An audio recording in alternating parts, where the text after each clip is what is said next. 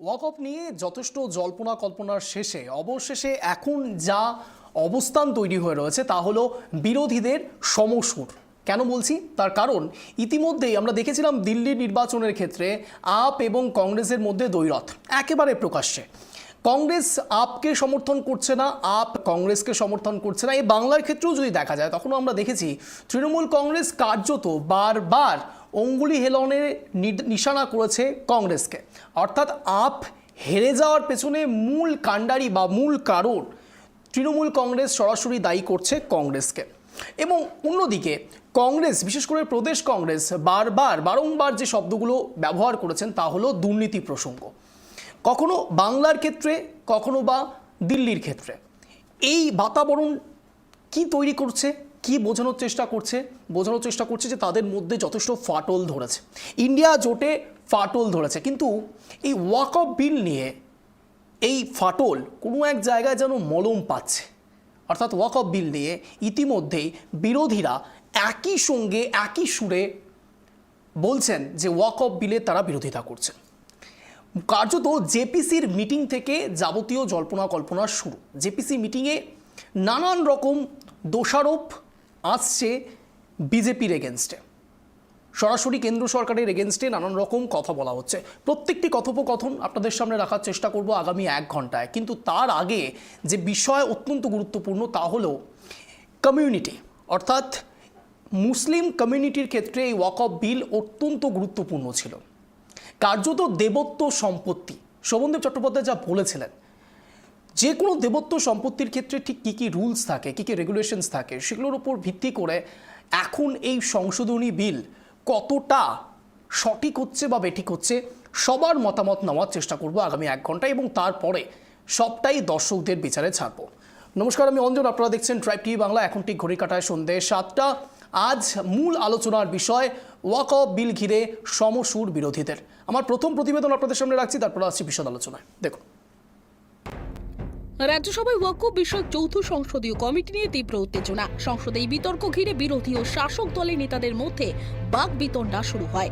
কংগ্রেস, ঝাড়খণ্ড মুক্তি মোর্চা, আম আদমি পার্টি এবং বিজেপির একাধিক নেতা এ বিষয়ে প্রতিক্রিয়া জানিয়েছেন। জেএমএম সাংসদ মৌহা মাঝি অভিযোগ করেন, সংসদে সংখ্যালঘুদের স্বার্থ রক্ষার বিষয়ে পর্যাপ্ত আলোচনা করা হচ্ছে না এবং সরকারের নীতিগুলি পক্ষপাতদুষ্ট। आज हम लोगों ने वॉकआउट किया है। आपने देखा किस तरह से इंडिया गठबंधन ने वॉकआउट किया। वक्फ बोर्ड बिल को लेकर जेपीसी का जो भी सजेशन था, अपोजिशन के जो लीडर्स थे वहां पर, उसमें बहुत ज्यादा पक्षपातपूर्ण रवैया अपनाया गया है। आज उसे ले किया गया है, इसका हम सभी विरोध कर रहे हैं, क्योंकि हम सभी जानते हैं कि आज जिस तरह से वक्फ बोर्ड के जमीन की तरफ सरकार की नजर है और जिस तरह से उनके साथ भेदभाव किया जा रहा है, कल के डेट में यही चीज गुरुद्वारा के साथ भी हो सकता है, उनकी प्रॉपर्टी पर। यही चीज क्रिश्चियन कम्युनिटी के जो चर्चेज हैं और उनकी जो प्रॉपर्टी है जिसमें वो सोशल वर्क वगैरह भी करते हैं, बहुत सारा स्कूल, कॉलेज, हॉस्पिटल, उस पर नजर पड़ सकती है, मंदिरों पर पड़ सकती है। आप देख रहे हैं जिस तरह से पोर्ट और एयरपोर्ट वगैरह को प्राइवेट के हाथों दे दिया जा रहा है, जिससे देश में जो अराजकता और असमानता व्याप्त हो गई है, अमीरी गरीबी का, वो बढ़ता ही जा रहा है। तो हमें शक है, हमें संदेह है कि इस तरह का ही कोई इस तरह की मंशा है, जिसकी वजह से इस तरह से पहली बार संसदीय परंपरा का निर्वाह नहीं करते हुए जेपीसी में इस तरह से किया गया। जो अपोजिशन के लीडर्स थे उनके सजेशन को नकारा गया, और जो कुछ भी हुआ अभी हमारे लीडर्स ने उसको विस्तार से बताया है, रिपीट नहीं करूंगी, लेकिन झारखंड मुक्ति मोर्चा की तरफ से मैं इसका विरोध करती हूँ। কংগ্রেসের সাংসদ ও জেপিসি সদস্য সৈয়দ নাসির হোসেন বলেন, ওয়াকফ বোর্ড সংক্রান্ত বিষয়গুলি নিয়ে গঠনমূলক আলোচনার পরিবর্তে সরকার সংসদের ভেতর ও বাইরে অপ্রয়োজনীয় উত্তেজনা তৈরি করছে। এটি গণতান্ত্রিক কাঠামোর পরিপন্থী। इसमें पूरी प्रोसीजर्स, कंप्लीटली जो प्रोसीजर्स फॉलो करना, ये पूरी जेपीसी मीटिंग में प्रोसीजर्स फॉलो नहीं किए गए। नॉन स्टेक होल्डर्स को बुलाया गया अपनी बात रखने के लिए। 97-98% of the stakeholders oppose this bill. कुछ लोग जो ये नॉन स्टेक होल्डर्स को बुलाए थे वो लोग सिर्फ इसको सपोर्ट किए हैं। मीटिंग्स के मिनट्स हमें दिए नहीं गए। विटनेसेस जो आए थे उनके जो रेस्पॉन्सेस, उनको जो सवाल पूछे थे वो हमें प्रोवाइड नहीं किए गए। प्रेजेंटेशंस उनके हमें टाइम पे नहीं दिए गए।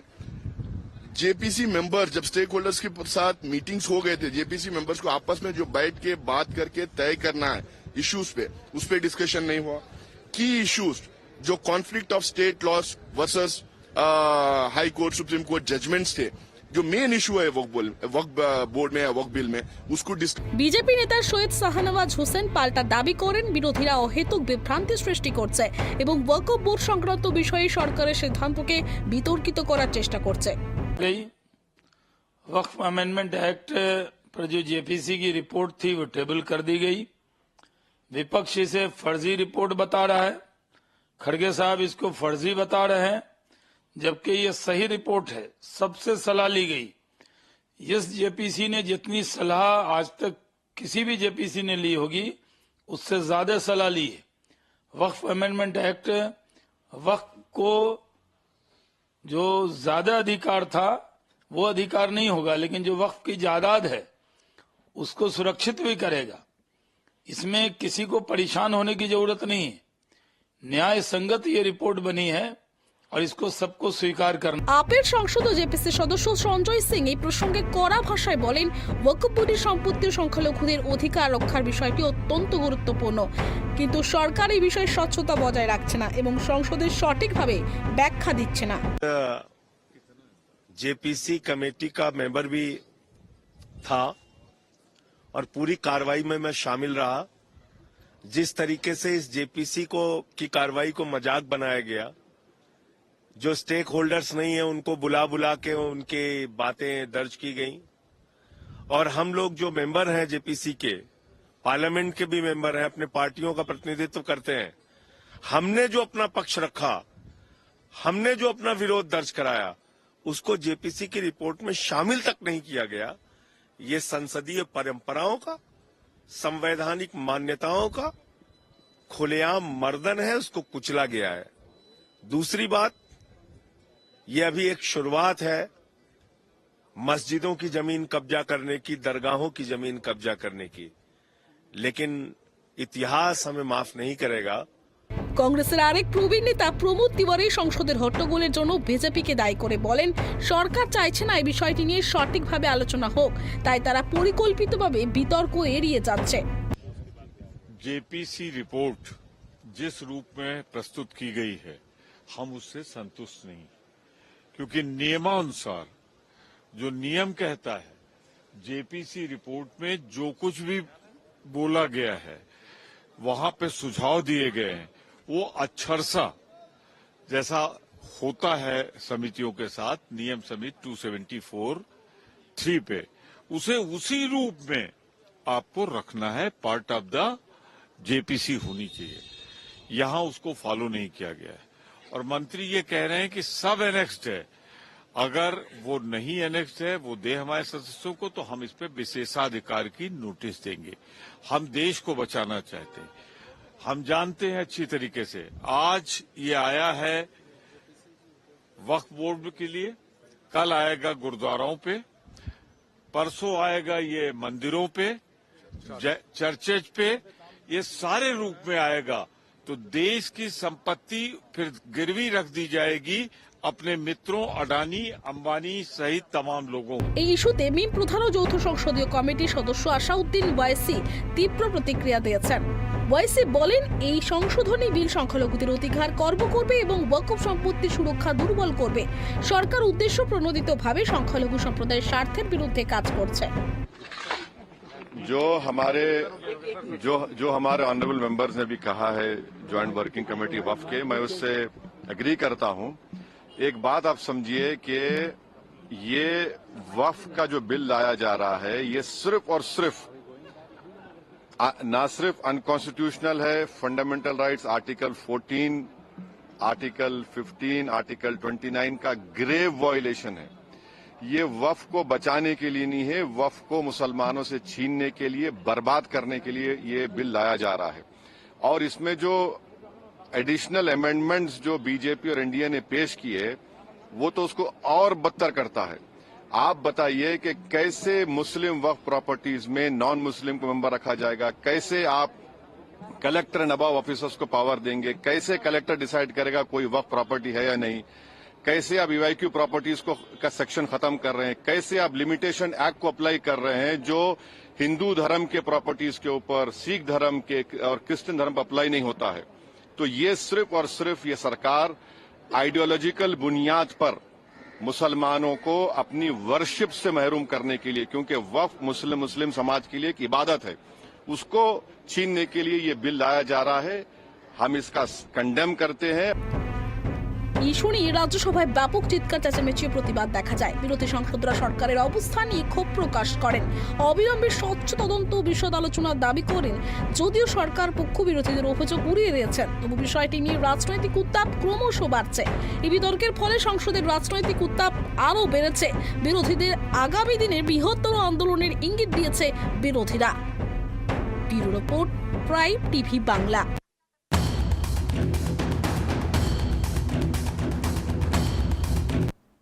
বাড়তি কথা নয়, সরাসরি ডিবেট সেশনে আসবো। আমাদের সঙ্গে যারা এখন ইতিমধ্যে রয়েছেন, অনলাইনে রয়েছেন সবাই। আমাদের সঙ্গে রয়েছেন বিজেপির পক্ষ থেকে মাননীয় শুভ্র চ্যাটার্জি, আমাদের সঙ্গে রয়েছেন তৃণমূল কংগ্রেসের পক্ষ থেকে মাননীয়া চৈতালি ঘোষ সাহা, আমাদের সঙ্গে রয়েছেন কংগ্রেসের পক্ষ থেকে মাননীয় আশফাক আহমেদ, এবং তার সঙ্গে সঙ্গে রয়েছেন মাননীয় জয়দেব ঘর, রাজনৈতিক বিশ্লেষক। আপনাদের চারজনকে স্বাগত ট্রাইব টিভি বাংলা সন্ধ্যে 7টার শোতে।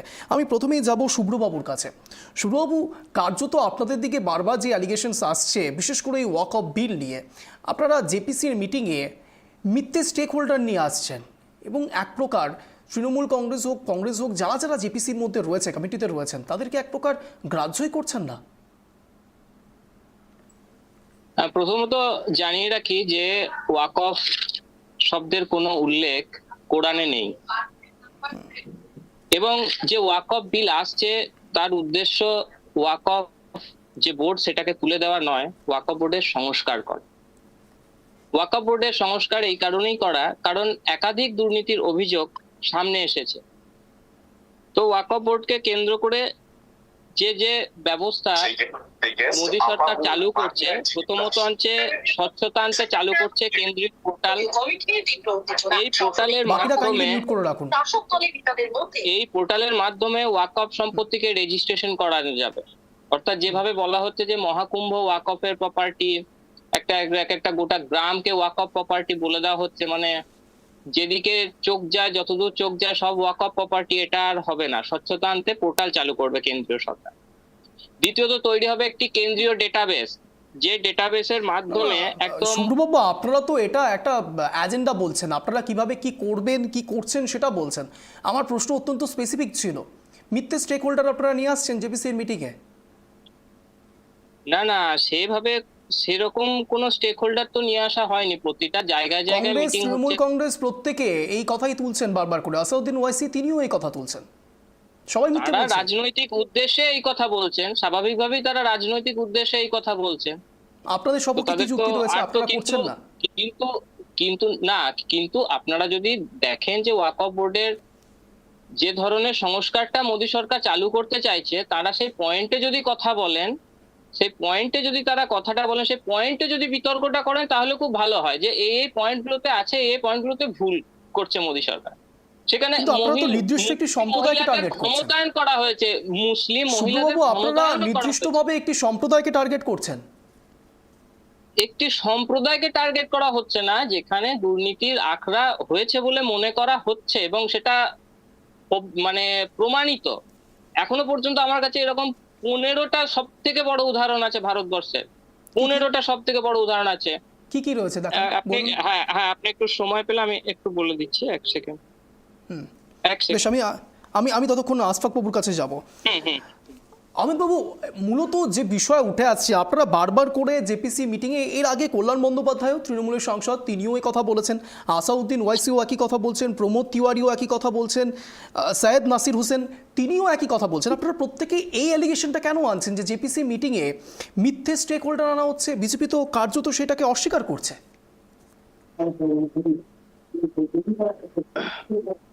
দেখুন, বিজেপি অস্বীকার করছে, বিজেপি অনেক কিছুই অস্বীকার করছে। বিজেপি বলছে দেশে অনেক উন্নতি হচ্ছে, বিজেপি বলছে ভারতবর্ষ 5 ট্রিলিয়ন ইকোনমি হয়ে যাবে, বিজেপি বলছে গরিব নেই, ঠিক আছে, গরিব দেখতে পাচ্ছে না। বিজেপি মনে করছে যে সারা ভারতবর্ষ খুব উন্নতির দিকে এগিয়ে যাচ্ছে, মানুষ খুব সুখী আছে, জিনিসের দাম বাড়ছে না। তো বিজেপি এইগুলো যেভাবে মনে করছে, ওইভাবেই মনে করছে আশফাকবাবু, কে বলেছেন? কোন কেন্দ্রীয় কমিটি থেকে কিংবা কেন্দ্রীয় সরকার থেকে কে বলেছে যে জিনিসপত্রের দাম বাড়ছে না? না না, অবশ্যই সকলেই বলেছে? উনি ওয়াকফ নিয়ে আলোচনাই করছেন না, উনি ওয়াকফের বাইরে চলে যাচ্ছেন। সকলেই বলছে। কে বিজেপি বলেছে? বলছে নামটা বলুন। উন্নতিতে আছে, উন্নতি বলেছে? আছে, দেশে উন্নয়ন চলছে। তো বিজেপির কথা কোনো ভরসা নেই। আমি সোজাসুজি বলতে চাই, ভারতবর্ষের যে সাংবিধানিক অধিকার ভারতবর্ষের জনগণকে দেওয়া আছে এবং সংখ্যালঘু সম্প্রদায়কে দেওয়া আছে, সেই সাংবিধানিক সংখ্যালঘু সম্প্রদায়ের অধিকারে সেই কোথাও আঘাত করা অধিকার হচ্ছে না, আপনার সেটাকে মধ্যখানে সংস্কার বলিনি করা আমি, হচ্ছে। সুব্রত চট্টোপাধ্যায় বাবু, এক করে। আপনি একটু পরে বলুন, আমাকে বলতে দিন। কথা হচ্ছে যে সংবিধানের ধারা যেটা ধর্ম পালনের অধিকার, সমস্ত সংবিধানের অধিকার হনন করার চেষ্টা বিজেপি করে যাচ্ছে। এবং মুসলিমদের একান্ত যেটা ধর্মীয় বিষয়, ধর্মীয় সম্পত্তি যেটা দান করে আসছে, দান করেছে, বাপ দাদারা দান করেছে, পূর্বপুরুষেরা দান করেছে, সেই সম্পত্তিটা দখল করার জন্য এই ধরনের এই সম্পত্তি আশফাকবাবু, আপনি ওয়াকফ সংশোধনী বিল কি এমন মনে হচ্ছে যে সেখানে ভুল রয়েছে? দেখুন, আমি এই ওয়াকফ সংশোধনী বিলে সর্বপ্রথম হচ্ছে পাওয়ার, অটোনমাস যে একটা পাওয়ার ছিল ওয়াকফের, ট্রাইব্যুনালের হাতে ছিল, সেটা কিন্তু খর্ব করে দিয়ে একজন আমলাকে বসানো হচ্ছে, ডিএম কে বসানো হচ্ছে। মানে একটা কোয়াসি জুডিশিয়াল বডিকে আপনি সরিয়ে দিচ্ছেন, আর তার বদলে একটা আমলাকে নিয়ে আসছেন যে মিনিস্টারের কথা শুনবে, যে আপনার বিজেপির যারা ক্ষমতায় আছেন তাদের কথা শুনবে, ইউনিয়ন গভর্নমেন্টের কথা শুনবে। এই রকম লোকদেরকে আপনি নিয়ে আসেন, কোয়াসি জুডিশিয়ালটাকে হাতিয়ে দিচ্ছেন। আশফাকবাবু, আগামীকাল হঠাৎ করে আগামীকাল হঠাৎ করে ধরুন অযোধ্যার রাম মন্দির তৈরি হয়েছে, হঠাৎ করে আগামীকাল কেউ বললো রাম মন্দিরটা ওয়াকফের আন্ডারে রয়েছে, কি বলবেন? এটাই তো ভুল, আপনারা তো এটাই ভুল দেখাচ্ছেন, বা এটাই দেখাচ্ছি ভুল ভাবনা দেখা যাচ্ছে। ওয়াকফ বললেই কোনটা ভুল ওয়াকফ দেখাচ্ছি হয়ে যায় না। আশফাকবাবু? এর সাবস্টেন্সিয়াল এভিডেন্সেস থাকতে হবে। সাবস্টেন্সিয়াল এভিডেন্স না থাকলে আপনি যেই ওয়াকফ বললে ওয়াকফ হয় না। এই ইন্টারপ্রিটেশনটা ভুল দেওয়া আছে। কোথায় আছে যে ওয়াকফ বললেই ওয়াকফ হয়ে যাবে? ওয়াকফ বোর্ড যদি বলে দেয় ওয়াকফ হবে না, ওটা ট্রাইব্যুনালের কেসের মাধ্যমে একটা প্রুফ দেবে, সাবস্টেন্সিয়াল প্রুফ দেবে, এভিডেন্সের মাধ্যমে প্রুফ হবে, তবে কিছু হবে। কেন আপনি তো বলেন ওয়াকফ বোর্ড কোয়াসি জুডিশিয়াল, দেশে আইন আছে, দেশে সংবিধান আছে, দেশে একটা আমি শুভ্রবাবুর কাছে যাব। শুভ্রবাবু কি যুক্তি দিচ্ছেন? না, উনি বলছেন ওয়াকফ বোর্ড কোয়াসি জুডিশিয়াল। উনি কিসের ভিত্তিতে বলছেন ওয়াকফ বোর্ড আমি কোয়াসি ওয়াকফ বোর্ড জুডিশিয়াল? বলিনি, ওয়াকফ ট্রাইব্যুনাল বলেছি। হ্যাঁ, ভালো করে কান দিয়ে শুনুন। তাহলে ওরা যে মহাকুম্ভকে দাবি করছে, পার্সোনাল অ্যাটাক নয় আশফাকবাবু। পড়াশোনা আপনি করুন, আমি আইনের শুভ্রবাবু ছাত্র প্লিজ, আছি। পার্সোনাল অ্যাটাক নয়। হ্যাঁ, আর আমি আইন প্র্যাকটিস করছি। আশফাকবাবু, আপনি আইন প্র্যাকটিস করতে পারেন, কিন্তু পার্সোনাল অ্যাটাক করবেন না। হ্যাঁ, আপনি আইনের ছাত্র, শুভ্রবাবু, আমি আইন প্র্যাকটিস করছি। আশফাকবাবু, আপনাকে আমি কাইন্ডলি রিকোয়েস্ট করছি, শুভ্রবাবু আমি দুজনকেই রিকোয়েস্ট করছি, পার্সোনাল অ্যাটাক নয়, পয়েন্টে ফিরে আসুন। শুভ্রবাবু কি বলছেন? হ্যাঁ, পয়েন্টে ফিরে আসছি। আমি যে উদাহরণগুলো দিতে যাচ্ছিলাম তার মধ্যে সময় কম, আমি একটু সংক্ষেপে বলুন, বাকিদেরকেও সুযোগ দিতে হবে। হ্যাঁ, আমি সংক্ষেপেই বলছি। যেমন হরিয়ানার জথলানা গ্রাম যমুনানগর জেলায়, এখানে কোনো মুসলিম বসতি নেই, কোনো মসজিদের ইতিহাস নেই এই গ্রামে। গুরুদ্বারার একটি জমিকে ওয়াকফ সম্পত্তি দাবি করা হয়েছে, যে পুরো জমিটা হচ্ছে ওয়াকফ বোর্ডের আন্ডার। 2021 সালে আপনি কোথা থেকে দিচ্ছেন শুভ্রবাবু? কিসের কোন ভিত্তিতে দিচ্ছেন? এই তথ্যটা আমি রেফারেন্স হিসাবে দিচ্ছি অর্গানাইজার পত্রিকা এবং মাধ্যম নিউজ পোর্টাল বাংলার। আপনি একটা পোর্টালে তথ্যের ভিত্তিতে এত বড় স্টেটমেন্ট দিচ্ছেন? অর্গানাইজারের নিশ্চয়ই দায়বদ্ধতা আছে, অর্গানাইজার পত্রিকার। হ্যাঁ বলুন, চৈতালি প্লিজ মিউট করে রাখুন। বলুন শুভ্রবাবু, বলুন। অর্গানাইজার পত্রিকা, পাঞ্চজন পত্রিকা। দাবি করলেই প্রুফ হয়ে যায় না। আশফাকবাবু, আমি যদি বলি বলার সুযোগ দিন। বলার সুযোগ দিন। শুভ্রবাবু কি বলতে চাইছেন শুনে নিন, তারপর আপনাকে বলার সুযোগ দেব। আশফাকবাবু রিব্যাটল করার সুযোগ দেব। আশরাফ বাবু, আপনার সময় আমি কথা বলিনি। সুন্নি ওয়াকফ বোর্ড দাবি করে 2018 সালে যে তাদের তাজমহলকে তাদের সম্পত্তি হিসাবে তালিকাভুক্ত করা উচিত। যদিও তাদের কাছে কোনো স্বাক্ষরিত মালিকানার দলিল ছিল না। উত্তরপ্রদেশ 2022 সালে সুন্নি সেন্ট্রাল ওয়াকফ বোর্ড দাবি করে যে জ্ঞানবাপী মসজিদ, যেটা নিয়ে এখনো পর্যন্ত মামলা চলছে, সেটা ওয়াকফ সম্পত্তি। তো এইভাবে দেবভূমি দ্বারকা, ঔরঙ্গাবাদ, হায়দ্রাবাদ, পুনে, পাঞ্জাব, মহারাষ্ট্র, দিল্লি, একাধিক উদাহরণ, সর্বশেষ সংযোজিত মহাকুম্ভের জায়গা, যেগুলিকে তারা ওয়াকফ সম্পত্তি হিসেবে দাবি করেন। শুধু তাই না, ওয়াকফ বোর্ড নোটিশ পাঠিয়ে দিচ্ছে চাষিদের বাড়িতে, যে জমি তারা চাষ করছেন দীর্ঘদিন ধরে, যে ওটা তোমাদের ছাড়তে হবে, ওটা ওয়াকফ সম্পত্তি। তো খুব স্বাভাবিকভাবে এখানে স্বচ্ছতা আনতে এবং সংস্কার আনতে, সংখ্যালঘু সম্প্রদায়ের সামগ্রিক উন্নয়নের স্বার্থে এই ওয়াকফ বিল পাস হয়েছে এবং এখানে মুসলিম মহিলাদের ক্ষমতায়ন করা হয়েছে, যেটা আগে ছিল না। শাস্ত্রগুলো বলতে পারবেন না যে আগে ছিল। তো সেই সার্বিক স্বার্থেই ক্ষমতায়নটা ওয়াকফ কি সম্পত্তি। শুভ্রবাবু, কোন দিক থেকে ক্ষমতায়ন দেওয়া হচ্ছে? মুসলিম মহিলাদেরকে ডিসিশন মেকার হিসেবে রাখা হচ্ছে, মুসলিম মহিলাদেরকে ডিসিশন মেকার হিসেবে রাখা হচ্ছে। এবং সেই ওয়াকফ বোর্ডটাকে একটা সার্বিকভাবে ধর্মনিরপেক্ষ চরিত্র দেওয়া আছে, যেমন সেখানে এবার থেকে অমুসলিম যারা, তারাও থাকতে পারবে, ঠিক আছে না? কারণ সেটা তো একটা সমাজের মানব কল্যাণের উদ্দেশ্যে জায়গাকে দান করা হতো। আশুবাবু আগে শুনে নিন, ঠিক আছে, আশুবাবু আগে শুনে নিতে হবে, আগে আশুবাবু শুনে জল নিতে খান, হবে।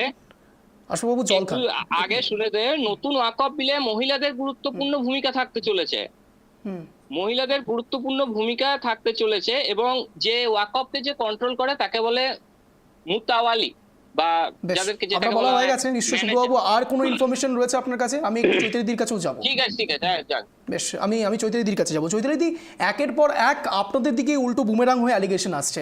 আমার প্রশ্ন অত্যন্ত স্পেসিফিক। আমার প্রশ্ন হলো, নির্দিষ্ট একটি সম্প্রদায়কে টার্গেট করা হচ্ছে, এটা সত্যি নাকি মিথ্যে? চৈতালিদি। দেখুন, আমি বিলটা যতটুকু দেখলাম, যতটুকু আমি এই বিল সম্বন্ধে শুনলাম বা জানলাম, তো এখানে বিলে কি আছে, অ্যাডমিনিস্ট্রেটরকে বসানো হচ্ছে বা কি করা হচ্ছে। কিন্তু আমি শুধু একটা জিনিস বলতে চাই, যে আমাদের ভারতবর্ষ যখন থেকে আমরা স্বাধীনতা পেয়েছি, তখন থেকে আমরা জানতাম যে মোরা এক বৃন্তে দুটি কুসুম, হিন্দু মুসলমান, মুসলিম তার নয়নমণি, হিন্দু তাহার প্রাণ। কিন্তু যেটা চিরাচরিত ভাবে চলে আসছে, যেখানে যেটা যাদের ধর্ম, সেই ধর্ম থেকে তারা তাদের ধর্মের মালিকানা হিসাব মতো, তারা তাদের যে ধর্মের মালিকানা, তাদের যে একটা নিজেদের যে আইডেন্টি, সেই জায়গা থেকে সরিয়ে নিয়ে একটা আমলাকে বসিয়ে দেওয়া হচ্ছে। বলা হচ্ছে মহিলাদেরকে, এখানে আমার বন্ধু সুব্রত দা বললেন যে মহিলাদেরকে প্রাধান্য দেওয়া হচ্ছে। তো আমার মনে হয় মহিলাদেরকে এইভাবে প্রাধান্য দেওয়া যায় না, কারণ ভারতবর্ষ আমাদের মাতৃভূমি। সেই মাতৃভূমিকে সম্মান করতে গেলে যেমন হিন্দুদের করতে হবে, তেমন মুসলিমকেও করতে হবে, তেমন খ্রিস্টানদের করতে হবে। প্রত্যেকের নিজস্ব একটা মতামত আছে। সেই জন্য আমার মনে হয় যে এইভাবে যদি আমরা আমাদের একটা ধর্মকে একত্রিত করে দিই, আলাদা দিকে কনভার্ট করে দিই, তাহলে আমার মনে হয় না এমন দিন বেশি দূরে নেই যখন আমাদের দেশে একটা অচল অবস্থার সৃষ্টি হবে। কারণ আমাদের এই দেশের এখন যেই আমরা যে জায়গায় অবস্থান করছি, সেই জায়গায় দাঁড়িয়ে আমার মনে হয় ওয়াকফ বিলের সংশোধন করার কোনো প্রয়োজন ছিল না। আমার মনে হয়, আমার ব্যক্তিগত এটা ওপিনিয়ন, যে একটা সাধারণ মানুষ হিসেবে এটা কোনো প্রয়োজন ছিল না। এটা প্রয়োজনের বাইরে গিয়ে যেগুলো কাজ করার আছে সেগুলো কাজ করুক না।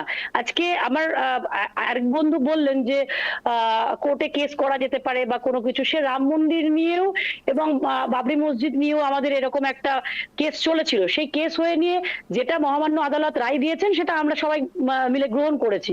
কিন্তু বারবার আমরা কেন আইনের দ্বারস্থই বা হব? কেনই বা বারবার এরকম করে নিজেদের আইডেন্টিটিকে একটা যে কোনো সম্প্রদায়কে প্রমাণ করতে হবে? সেই জায়গাটা কিন্তু একটা আমাদের ভারত মাতৃভূমি, যেখানটায় আমরা বসবাস করি। ভারত হলো সর্বজাতির সমন্বয়। আপনার রাজীব গান্ধীর ইতিহাসটা নিশ্চয়ই মনে থাকবে। আপনি যে রাম মন্দির এবং বাবরি মসজিদের কথা তুলছেন, তিনিও একসময় এই বিষয়টি নিয়ে যথেষ্ট প্রোটেস্ট কিন্তু করেছিলেন। হ্যাঁ, আমি সেই জায়গা থেকেই বলছি যে আজকে সেই জায়গায় কিন্তু যেই দিকটা আবার যাচ্ছে, সেটা কিন্তু খুব বাজে জায়গায়, একটা খুব খারাপ জায়গায়। আমাদের এই যে এই একটা সংশোধনের নাম করে দিয়ে একটা, দেখুন, কংগ্রেস সেই সময় ঠিক করেছিল। আজকে আপনি ভুল করলে আমি ভুল করবো, এটা কিন্তু করা কখনোই ঠিক নয়। কে ঠিক করেছিল, কে ভুল করেছিল, সেটা আমি কিন্তু দেখতে যাব না। কিন্তু আপনারা তো সবাই একত্রিত হয়ে গিয়েছেন এখন। আমার দেশের, শুনুন, আমার দেশের ইন্ডিয়া জোটটা আবার ফিরে এলো কি চৈতালিদি? শুনুন, ইন্ডিয়া জোট ফিরে এলো, ভেঙে গেছিল, এইরকম কোন জায়গায় আমার মনে হয় না এরকম কোন জায়গায় গেছিল যে ইন্ডিয়া জোট ভেঙে গেছে। নির্বাচনটা নিশ্চয়ই খেয়াল করেছেন।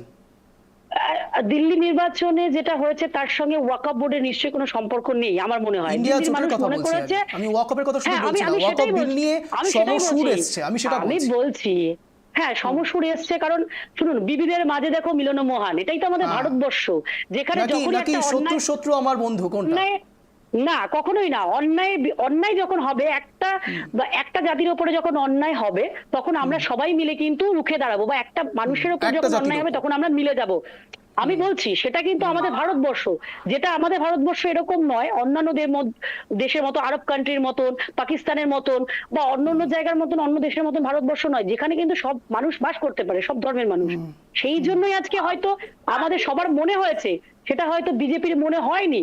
বিজেপি হয়তো নিজেদেরকে স্টাবলিশ করতে গিয়ে হয়তো এখন ওয়াকফ বিলকে সংশোধনের নাম করে নিয়ে আমলা তাদের হাতে রয়েছে, তাদেরকে এখানে বসিয়ে নিয়ে সেগুলোকে, সত্যি কথা এগুলোকে আবার যেমন আমাদের সব বেসরকারীকরণ করা হয়েছে, আমাদের ভারতবর্ষের ইতিহাসে এটা একটা বিশালভাবে অপমানের জায়গা যে আজকে আমাদের এলআইসি বেসরকারীকরণ, ট্রেন বেসরকারীকরণ, আজকে আমাদের আম্বানি আদানি চলে গেছে আমাদের জিনিসপত্র টাকা পয়সা নিয়ে। তো সেই জায়গায় কিন্তু আজকে ব্যাংকগুলো আমাদেরকে আম্বানি আদানি টাকা নিয়ে কবে চলে গেল? পাচ্ছে না।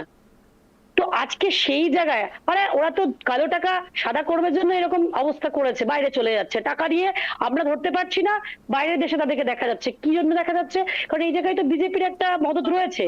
তো সেই জায়গার মধ্যে আমার মনে হয় এই এই যে একটা বিল, সেই বিলের জন্য কংগ্রেস হোক, সিপিএম হোক, আর আজকে তৃণমূলই হোক, আজকে আমি বলবো প্রত্যেকটা মানুষের এক জায়গায় হওয়া উচিত। সত্যি কথাই ধর্মের ওপর যখন অধর্ম চড়াও হবে, আমার মনে হয় সেই জায়গায় সবাইকে একত্রিত হওয়া অবশ্যই উচিত। আমার না ঠিক এই জায়গাতে আমি জয়দেববাবুর কাছে যাব, আমার না ওই লাইনটা মনে পড়ে যাচ্ছে ধর্মমোহের। ধর্মের বেশে মোহ যারে এসে ধরে, অন্ধ সেজন মারে আর শুধু মরে। এবং প্রসঙ্গক্রমে এটা বলতেই হচ্ছে, বিজেপি, তৃণমূল কংগ্রেস, অন্যদিকে তৃণমূল কংগ্রেস, কংগ্রেস, আপ সবাই একত্রিত হয়ে যাচ্ছে। কোনো এক জায়গায় বিজেপি ডিভিডেন্ড পাচ্ছে নাকি জয়দেববাবু? राम मंदिर तो पुराना है, वाकफ तो बहाना है, इरादा तो सत्ता है। 2025 दिल्लीर भोट बांग्लादेशे हिंदू अत्याचार देखिए जीत, 2025 আবার বিহার ভোট, যেখানে নীতিশ কুমার সংখ্যালঘু ভোটের উপর ভিত্তি করে, বৈশাখী ভিত্তি করে নীতিশ কুমারকে ফিরতে হবে ক্ষমতায়। আর 2026 তো আসাম আছে, তামিলনাড়ু আছে, পশ্চিমবঙ্গ আছে এবং কেরালা আছে। এই সমস্ত রাজ্যগুলোকে যদি আমাকে জিততে হয়, আমি সামনে রাম মন্দির দেখিয়ে 2024 লোকসভা ভোটে তেমন সুবিধে করতে পারিনি। যদি আমাকে ভোট পোলারাইজেশন করতে হয়, ধ্রুবীকরণ করতে হয়, কারণ আমি চাকরির প্রশ্নে, বেকারত্বের প্রশ্নে, অর্থনৈতিক বৃদ্ধির প্রশ্নে সেন্সেক্স ধরধর করে পড়ে যাচ্ছে এবং সামগ্রিকভাবে সেইভাবে আমি কোনো ইস্যুকে নিয়ে ভোটের বাজারে যেতে পারবো না এবং শুভেন্দু অধিকারী সহ বাকিরাও যেতে চাইছে না। রগরগে যে একটা পোলারাইজেশন, ধর্মীয় সাম্প্রদায়িক যে একটা হুজুগ, সেটাকে জাগিয়ে রাখতে গেলে আর রাম মন্দির কাজে দেবে না।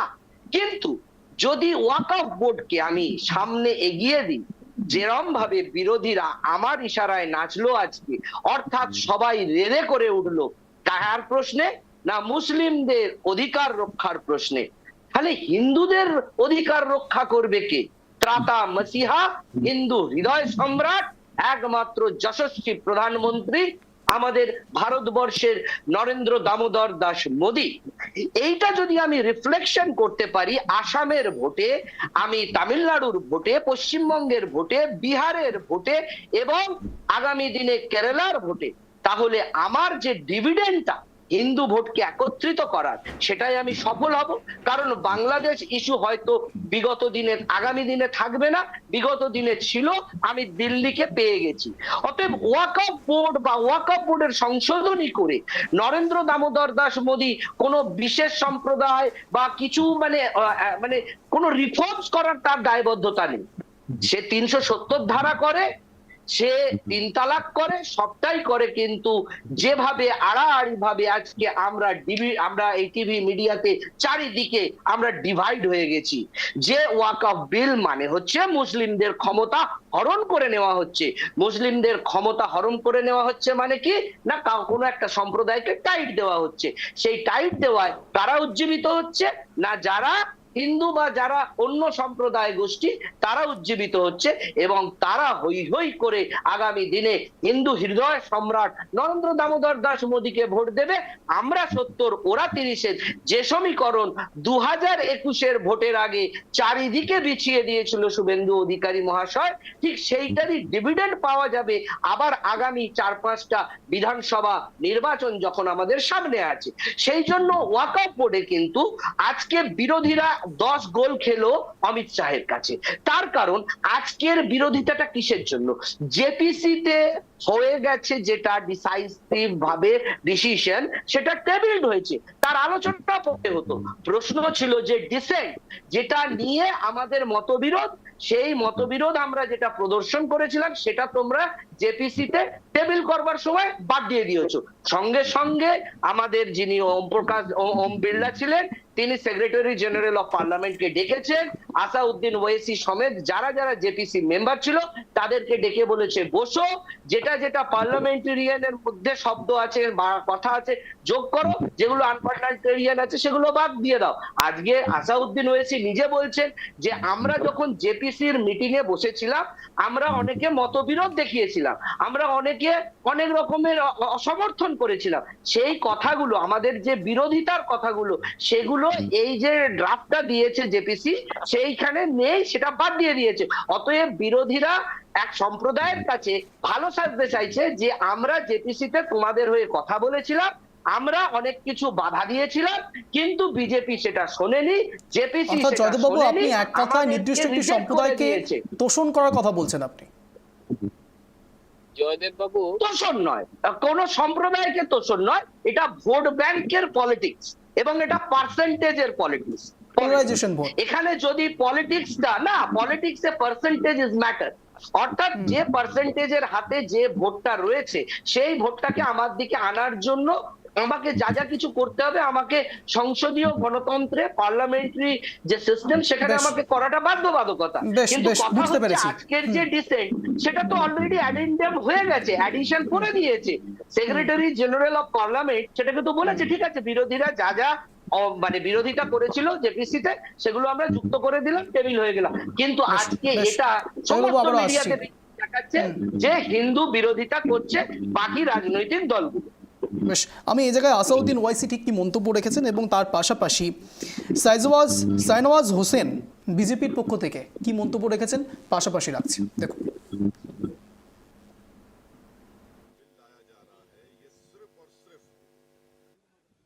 ना सिर्फ अनकॉन्स्टिट्यूशनल है, fundamental rights article 14, article 15, article 29 का ग्रेव वायलेशन है।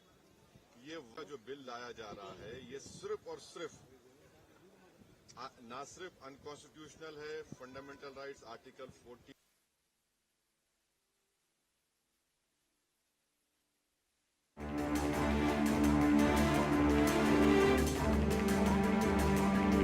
মূলত তারা যা বলতে চাইছেন আসাউদ্দিন ওয়াইসি, তারা বলছেন একই রকম স্টেক হোল্ডারদের ফেক বসানো হয়েছেন এবং টেবিলে সঠিকভাবে আলোচনাই হয়নি এবং তার আগেই সব কিছু সামনে আনা হয়েছে। অন্যদিকে বিজেপির পক্ষ থেকে বলা হচ্ছে যে সবাইকে সঠিকভাবে বর্ণনা করেই এই বৈঠকও করা হয়েছে এবং তার সঙ্গে সঙ্গে এই বিল আনা হচ্ছে। এখন কে সত্যি বলছেন কে মিথ্যে বলছেন আমরা জানি না। মূল কথা সম্প্রদায়ভুক্ত, বিশেষ করে জয়দেববাবু যা বলছেন পার্সেন্টেজ ম্যাটার করছে। শুভ্রবাবু। জয়দেববাবু আমার অত্যন্ত প্রিয় মানুষ, জয়দেববাবু খুব ভালো রাজনৈতিক বিশ্লেষক, ওনার সঙ্গে আমার অনেক আগে অনেকবার কথাও হয়েছিল ফোনে, যাই হোক, কিন্তু উনি যেভাবে বিষয়টাকে দেখছেন সেটা সঠিক নয়। 3 তালাকের উদাহরণ দিলেন, তো এই যে তালাক ব্যবস্থা, এই যে 3 তালাক, এই 3 তালাকে দেশের সংখ্যালঘুদের মধ্যে সংখ্যাগরিষ্ঠ মুসলিম মহিলাই মোদী সরকার যে 3 তালাককে বাতিল করেছে সেটাকে সমর্থন করে।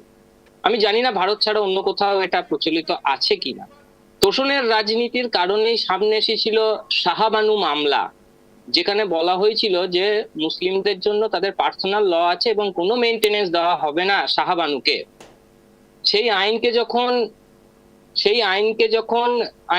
সেই নির্দেশ যখন সুপ্রিম কোর্ট দিল, তখন সেটাকে ওভাররুল করে রাজীব গান্ধী সরকার সংসদে আলাদা আইন নিয়ে এলো এবং সেখান থেকে বলা হলো যে মুসলিম মহিলাদেরকে মেইনটেনেন্স দেবে ওয়াকফ বোর্ড, যারা ডিভোর্স মহিলা।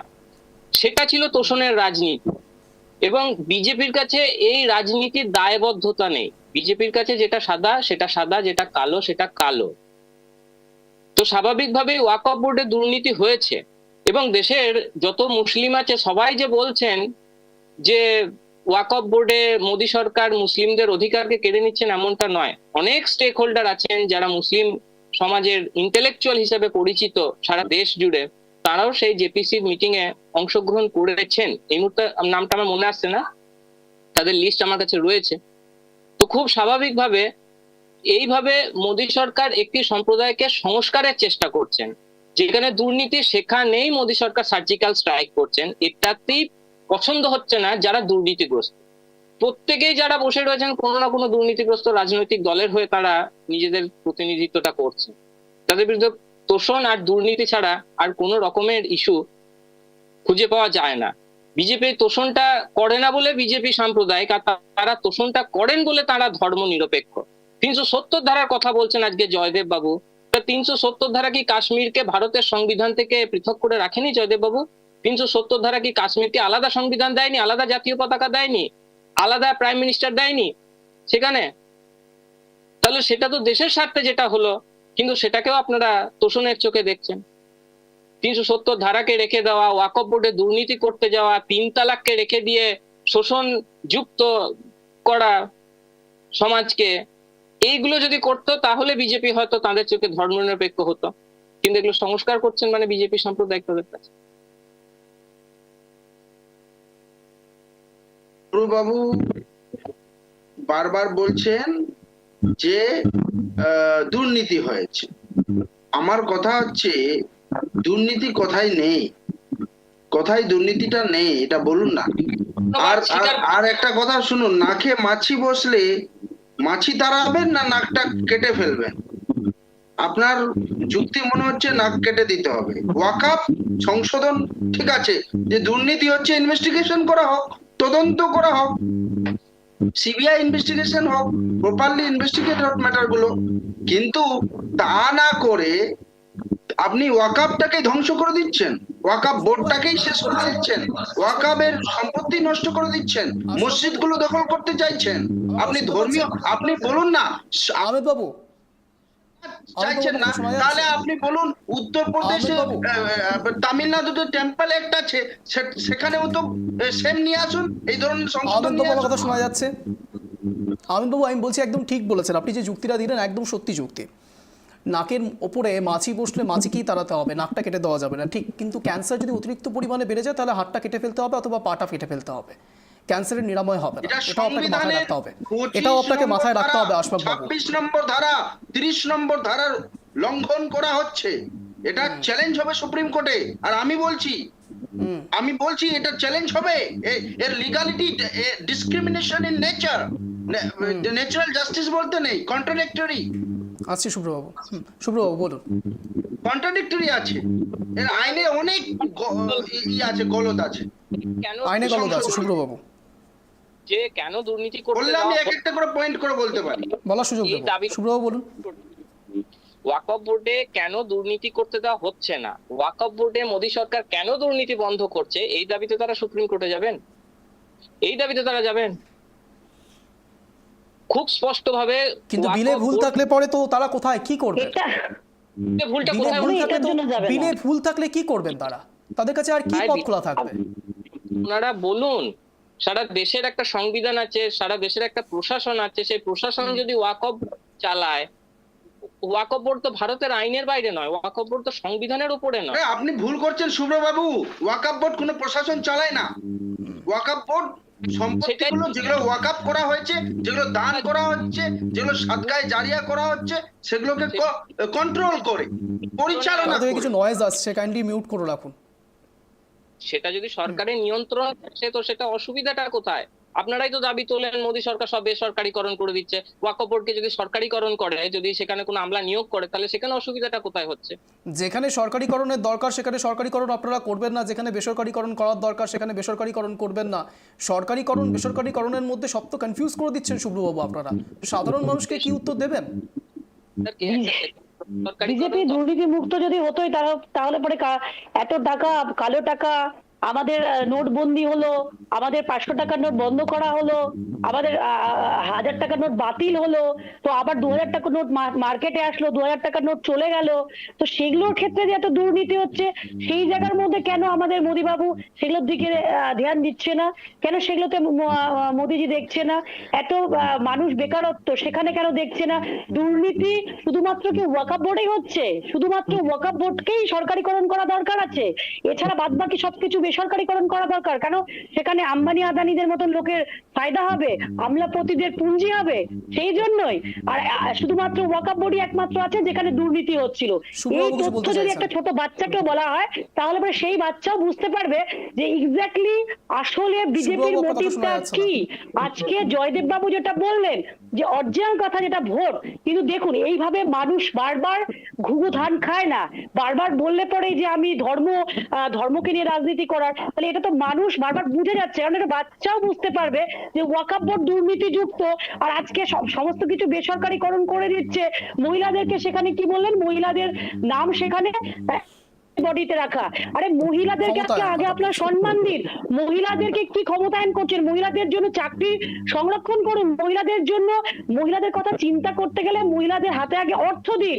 আরে আপনারা দিয়েছেন 3 তালাক তুলে দিয়ে নিয়ে আজকে মহিলাদেরকে আপনারা বলছেন আমরা বাড়ি থেকে, আরে মহিলা শিক্ষিত হবে তবে না মহিলারা এগিয়ে যাবে, বাড়ির বাইরে আসবে।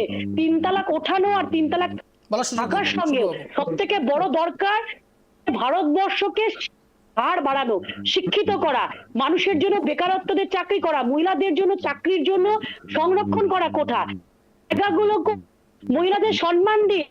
আপনারা মহিলা আজকে মতন রাষ্ট্রপতি, তাকে আপনারা ডাকলেন না, অযোধ্যা মন্দির করলেন যেখানে আমাদের মোদী ইনোগ্রেশন করতে গেলেন, কিন্তু দ্রৌপদী মুর্মুর মতন একজন রাষ্ট্রপতি, তিনি দলিত একজন ঘরের মহিলা, তাকে আপনারা সেখানে ডাকলেন না। প্রত্যেকেই পোলারাইজেশনের দিকে যথেষ্ট ধ্যান রাখেন। দেখুন আপনি একটা উদাহরণ টানতে গিয়ে আরো কতগুলো উদাহরণ আপনি পোলারাইজেশনের টান দেন। চৈতালিদি না সেই জায়গাগুলো অন্যের দিকে আঙুল তুললে নিজের দিকে 4-4টা আঙুল থাকে চৈতালি। না অবশ্যই নিজে অন্যের দিকে। মহিলাদেরকে শুনুন, মহিলাদের যদি মহিলাদের সম্মান, মমতা বন্দ্যোপাধ্যায় ছাড়া পশ্চিমবঙ্গ ভারতবর্ষ কেন পৃথিবীকে রাস্তা দেখিয়েছে মহিলাদের কিভাবে সম্মান ক্ষেত্রে, কিভাবে মহিলাদেরকে আজকে পঞ্চায়েত স্তর থেকে ধরে নিয়ে আজকে প্রত্যেক জায়গায় মহিলাদের সম্মান, এবং মহিলাদের জন্য মমতা বন্দ্যোপাধ্যায় অর্থের যে যোগান সেটা মমতা বন্দ্যোপাধ্যায় দিয়েছে। স্বনির্ভর গোষ্ঠী মহিলাদেরকে মমতা বন্দ্যোপাধ্যায় করতে পারবে না, এটা আপনারা খুব ভালো করে জানেন। বেশ শুভ্রবাবু, হ্যাঁ শুনতে পাচ্ছেন? হ্যাঁ শোনা যাচ্ছে, বলুন। হ্যাঁ বলছি, চৈতালিদি কোন দলের হয়ে আছেন? তৃণমূল তো? তৃণমূল কংগ্রেস। আমরা প্রথমে ইন্ট্রোডাকশন দিয়েছি। গেছি না না অসুবিধা নেই। চৈতালিদি এখানে বসে আম্বানিকে খুব গালি দিচ্ছিলেন, কালো টাকা, আম্বানি চোর, এবং সব তিনি যত বললেন 5টা কথায় একবার আম্বানিকে আনলেন। কিন্তু সেই ওনার দিদির মানে আমাদের রাজ্যের মাননীয় মুখ্যমন্ত্রীর সম্মেলন, সেখানে এলেন এবং সোশ্যাল মিডিয়া জুড়ে আম্বানির স্তুতিতে ভরিয়ে ফেললেন তৃণমূলের কর্মীরা। আর সেই আম্বানিকেই উনি এখানে বসে গালি দিচ্ছেন। ওনার দল মেনে নেবে তো? প্রথম প্রশ্ন, যেটা আমার প্রশ্ন নয়, এটা আপনার উদ্দেশ্যে বলা ছিল। দ্বিতীয়ত শুনুন, মেনে নিবে কে মেনে নিবে না, সত্যটাকে বলা আমার দল পছন্দ করে, ঠিক আছে? বিজনেস করাটা আর সবকিছু বেসরকারিকরণ করে বিক্রি করে দেওয়াটার মধ্যে পার্থক্য আছে তো, সেটা মমতা বন্দ্যোপাধ্যায় জানেন তো। সেই জন্য আজকে মমতা বন্দ্যোপাধ্যায় আন্দোলন করে উঠেছে, সেই জন্য মমতা বন্দ্যোপাধ্যায় আজকে নন্দীগ্রামে, কিন্তু মমতা বন্দ্যোপাধ্যায় সাধারণ মানুষের জন্য কাজ করেছে জন্য আজকে মমতা বন্দ্যোপাধ্যায়কে সাধারণ মানুষ নিয়ে এসেছে পশ্চিমবঙ্গে। বেশ বেশ ধর্মকরণ করে নিয়ে নয়। উনি নন্দীগ্রামে হেরে, এইটা আপনারা স্বীকার করুন। উনি যে নন্দীগ্রামের উদাহরণ দিলেন, নন্দীগ্রাম আন্দোলন মমতা বন্দ্যোপাধ্যায় করে থাকলে উনি শুভেন্দু অধিকারীর কাছে হারলেন কেন?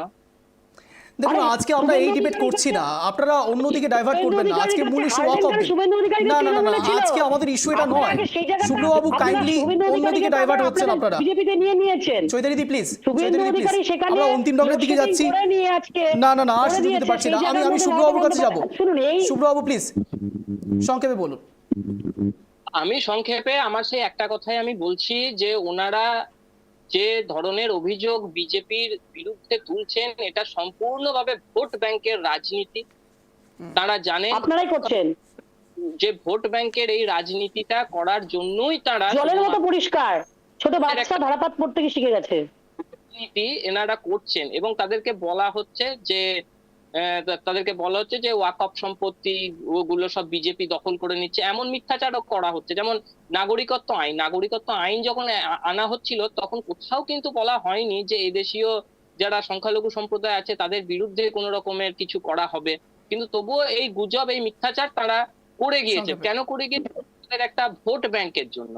সেই ভোট ব্যাংকের রাজনীতির জন্যই তারা দুর্নীতিকে প্রশ্রয় দেন, ভোট ব্যাংকের রাজনীতির জন্যই তারা তোষণ করেন, ভোট ব্যাংকের রাজনীতির জন্যই 3 তালাককে সমর্থন করেন, 370 ধারাকে সমর্থন করেন, ওয়াকফ বোর্ডের দুর্নীতিকেও তারা সমর্থন করেন এবং কন্টিনিউয়াসলি করে যেতে চান শুধুমাত্র ভোট ব্যাংকের রাজনীতি। শুভ্রবাবু আপনার উদ্দেশ্যে বলবো, তারা কিন্তু একবারও বলছেন না তারা দুর্নীতির সমর্থনে। আপনি নিজের মতো করে একটি স্ট্র্যাটেজি তৈরি করতে পারেন না? সব থেকে বড় কথা তারা বারবার না না না শুভ্রবাবু তারা বারবার একটা কথা বলছে। একটি উদাহরণ যা টানলেন আশফাকবাবু, তিনিও বললেন নাক এবং মাছির, এই উদাহরণটাও তিনি টেনেছেন। অর্থাৎ তারা দুর্নীতির সপক্ষে নয়, তারা বিপক্ষে, কিন্তু আপনারা যে রাস্তা দিয়ে এগোচ্ছেন সেই রাস্তার বিরোধিতা করছেন তারা। এভাবে দাগিয়ে দেবেন না শুভ্রবাবু। ট্রাইবটি বাংলাটা পলিটিক্স করার জায়গা নয় না। একেবারে অন্তিম রঙে রয়েছে, আমি আশফাকবাবুর কাছে যাবো। আশফাকবাবু আপনার 1 মিনিট সময় শুরু হচ্ছে এখন আনইন্টারাপ্টেড। একটু একটা প্রশ্ন সংযোজন করে দেবো, তা হচ্ছে ইন্ডিয়া জোট কি আবারও মলম পড়লো? ফাটলটা একটু শিথিল হলো কি? আপনার 1 মিনিট সময় শুরু হচ্ছে এখন আনইন্টারাপ্টেড, বলুন। দেখুন, ইন্ডিয়া জোট কি হচ্ছে না হচ্ছে সেটা বিষয় নয়। বিষয় হচ্ছে একটা সংবিধানের উপর হামলা হচ্ছে, সংবিধানের অধিকার ক্ষুণ্ণ করা হচ্ছে। এই সংবিধানের অধিকারকে রক্ষা করা জাতীয় কংগ্রেস এবং সকল ভারতবর্ষের মানুষের দায়িত্ব। আমরা আমাদের এই দায়িত্ব বুঝেই এই বিলের বিরোধিতা করছি, কারণ এই বিল সংবিধানের ধারা 25, 26, 30 এই ধারাগুলো লঙ্ঘন করছে এবং কন্ট্রাডিক্টরি আছে এবং প্রচুর জুরিসপ্রুডেন্সের দিক দিয়ে প্রচুর এখানে গলদ রয়েছে। যদি আমি বলতে যাই, যদি বলছেন যে আমরা ঠিক আছে এখানে আমরা একটা সাহিত্য, আপনি কি করছেন? একটা সাহিত্য শাসিত একটা সংগঠনকে, একটা বোর্ডকে, একটা সাংবিধানিক অধিকার প্রাপ্ত একটা ধর্মীয় একটা পালন করার একটা ইনস্টিটিউশনকে আপনি কি করছেন? আমলাতন্ত্রে পরিণত করছেন, যেখানে একটা প্রবাসী জুডিশিয়াল বডি জাজেসরা কন্ট্রোল করতো, একটা জুডিশিয়াল বডি। আর সময় দিতে পারছি না, আমাদের হাতে আর সময় নেই। আমি চৈতালিদির কাছে যাবো। চৈতালিদি আপনার 1 মিনিট সময় শুরু হচ্ছে এখন আনইন্টারাপ্টেড, বলুন। দেখুন, ইন্ডিয়া জোট নিয়ে আপনি আমাকে বলেছিলেন দিল্লিতে যে আসলো, তাহলে পরে সেটা কি আছে? আর দিল্লি মানুষ যেখানে যেটা মনে করবে সেটাই হবে। সব থেকে বড় কথা, সবার উপরে মানুষ সত্য, তার উপরে নাই। তো সেই জন্য মানুষ চেয়েছে, সেটাই হয়েছে। আর আজকে যদি আপনি ওয়াকফ বোর্ডের যেটা নিয়ে আমাদের এই আলোচনার যে অংশটা আছে, তো সেখানে আমার মনে হয় যে বিজেপি হয়তো যদি মনে করে থাকতেনই তারা এটাকে সংশোধন করবেন, তারা এটাকে ভালো করবেন, ঠিক করবেন, তাহলে পরে আমার মনে হয় তারা সবার সঙ্গে আলোচনা করে নিয়ে বলছেন আলোচনা করেছেন। আমার মনে হয় না আলোচনা করলে এরকম তারা কখনোই ডিসিশন একটা নিতে পারতেন। কারণ একটা ধর্মকে কনভার্ট করার একটা চেষ্টা যে ভাই তোমরা সেগ্রিগেট থাকো আর অন্যদেরকে নিয়ে আমরা রাজনীতি করি, আজকে যদি সেই জায়গায় রাজনীতিকরণ করার জন্য যদি না করতো, তাহলে পরে বাজেটে আমার মনে হয় না বিহার এত কিছু পেত, পশ্চিমবঙ্গ বঞ্চিত হতো। আর ভারতবর্ষে কি অন্য কোনো রাজ্য নেই? আজকে যেখানে ভোট রয়েছে, শুধুমাত্র ভোটের রাজনীতি করার জন্য ওয়াকফ বোর্ডের এই যে আপনাদেরকে বসানো এবং বাজেটে শুধুমাত্র যে রাজ্যগুলো বিজেপি সেগুলোর জন্য বাজেটে সংরক্ষণ করা। শুভ্রবাবুর কাছে যাবো। শুভ্রবাবু আপনার 1 মিনিট সময় শুরু হচ্ছে এখন আনইন্টারাপ্টেড, বলুন। আনমিউট করুন প্লিজ। শুধুমাত্র একটা কথাই বলতে চাইছি, ওয়াকফ বোর্ডকে আমরা বাতিল করছি না। আমরা ওয়াকফ বোর্ডের, আমরা মানে বিজেপি সরকার, কেন্দ্রীয় সরকার ওয়াকফ বোর্ডকে সংস্কার করছে। ওয়াকফ বোর্ডকে সংস্কারের মাধ্যমে ওয়াকফ বোর্ডের স্বচ্ছতা আনা হচ্ছে, ওয়াকফ বোর্ডকে দুর্নীতি মুক্ত করা হচ্ছে, ওয়াকফ বোর্ডকে উপর ভারতীয় যে সংবিধান সেটাকে লাগু করা হচ্ছে, ওয়াকফ বোর্ডে মহিলাদের ক্ষমতায়নকে বৃদ্ধি করা হচ্ছে এবং কোনোভাবে পরবর্তীকালে কেউ যাতে দাবি না করতে পারে যে মহাকুম্ভ ওয়াকফ বোর্ডের সম্পত্তি ছিল, আগামী দিনে কেউ যেন না করতে পারে যে রাম মন্দির ওয়াকফ বোর্ডের সম্পত্তি ছিল, এগুলো যেন আগামী দিনে কেউ না করতে পারে এবং ওয়াকফ বোর্ড যেন বাস্তবিক পক্ষে তার উদ্দেশ্য পূরণ হয়। যেমন ওয়াকফ বোর্ডের যে ডেফিনেশন আছে সেকশন 3 আর অ্যাক্ট অফ 1995 এবং এটাকে সংশোধন 2013-তে waqf means the permanent dedication by any person of any movable or immovable property for any purpose recognized by the Muslim law. বেশ, আর সময় দিতে পারছি না। আমি এখানে জয়দেব বাবুর কাছে যাবো, অন্তিম রাউন্ডে রয়েছে। জয়দেব বাবু, আপনার 1 মিনিট সময় শুরু হচ্ছে এখন, আনইন্টারাপ্টেড, বলুন। মুসলিম পার্সোনাল ল বোর্ডের প্রেস কনফারেন্স হয়েছে, সেখানে দেশের সমস্ত মুসলিমকে আহ্বান করা হয়েছে এর বিরুদ্ধে রুখে দাঁড়াতে। এর জন্য যে দুজন বৈশাখী সরকারের প্রমুখ মুখ নীতিশ কুমার এবং চন্দ্রবাবু নাইডু, তাদের ওপরও প্রেসার বিল্ড আপ করা হবে। আগামী দিনে সম্ভল এবং জ্ঞানবাপী যেহেতু ঠিকঠাক করে কাজে আসছে না, আগামী 25 এবং 26 কিন্তু ওয়াকফ বিল বা ওয়াকফ বোর্ডের এই টানাপোড়েনটাই কিন্তু পুরো রাজ্য রাজনীতি এবং কেন্দ্রীয় রাজনীতিতে তুরুপে তাস হয়ে বিজেপিকে অক্সিজেন যোগাবে এবং বিরোধীদের একের পর এক ব্লান্ডার করতে সাহায্য করবে এবং বিজেপি যেভাবে রাজনীতির অভিমুখ নির্ধারণ করেছে সেইভাবেই আগামী দিনে ভারতবর্ষের রাজনীতি আবর্তিত হবে এই ওয়াকফ বিলকে ঘিরে এবং তাতেই রগরগিয়ে উঠবে ভারতবর্ষের অনুন্নয়নকে ভুলে গিয়ে, ভারতবর্ষের বেকারত্বকে ভুলে গিয়ে।